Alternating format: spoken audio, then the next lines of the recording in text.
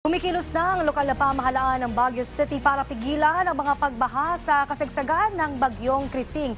Balikan natin ang report ni Janice Dennis ng PTV Cordillera. Janice! Maulang gabi ulit, Princess, sa ngayon dito sa Baguio City ay nararanasan ang pabugso-bugsong pag-ulan at hangin. Ngunit patuloy pa rin ang pag-monitor ng mga otoridad sa maging posibleng epekto ng Bagyong Krising.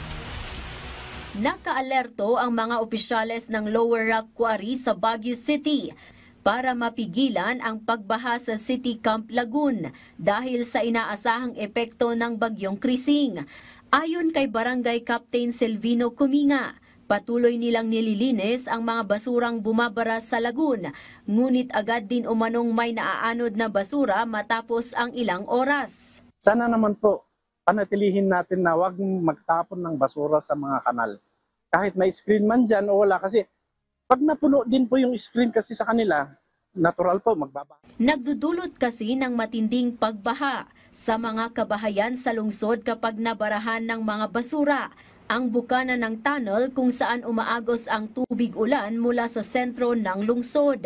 Nakahanda naman ang Baguio City Disaster Risk Reduction and Management Council sa anumang insidente. Stay home kung may mga makikita kayong mga incidents, tawag tayo sa 911. Yung mga areas na malapit sa flood prone, sa landslide prone, yung mga baybahay, na may katabing puno, maging alerto tayo, i-check natin yung surroundings natin. Nagpaalala rin ang Mines and Geosciences Bureau sa Cordillera sa mga residente sa delikadong lugar na mag-ingat sa posibleng pagguho ng lupa. Medyo alanganin na makikita mo medyo malapot siya, tapos may mga bato-bato ng dapat in an hour dapat kumalis na doon. Kasi may tendency magkakaroon tayo ng debris flow. Yun yung magtatabon doon ngayon sa mga residente. Nakaantabay din ang mga kagamitan at sasakyan ng Department of Public Works and Highways Cordillera upang linisin ang mga maitalang road slide. Is na mayroong mga landslide na mag-occur, it's enough kasi pwede tayong patulong sa mga LGUs. Kung kukulangin man tayo, papatulong tayo sa LGUs at saka yung mga partner natin. Nagpalabas din ng tubig ang Binga Dam dahil sa inaasahang dami ng tubig ulan dulot ng bagyo. Ngayong araw, sinuspende ang klase sa lalawigan ng Abra, Benguet at Apayao. Suspendido rin ang klase sa lahat ng antas sa Baguio City at Kalinga. Kaninang alas 3 ng hapon, nagsuspindi ng trabaho ng government offices ang La Trinidad at Itogon sa Benguet at Kalinga.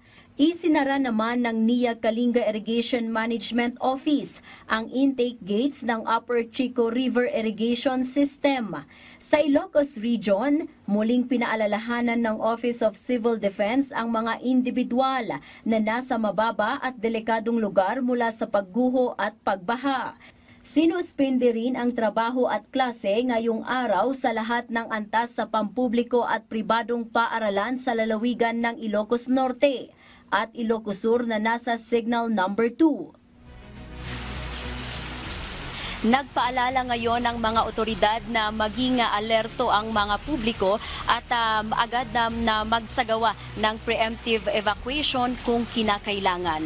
Mula dito sa Baguio City para sa Integrated State Media, Janice Dennis, PTV Cordillera. Maraming salamat, Janice Dennis.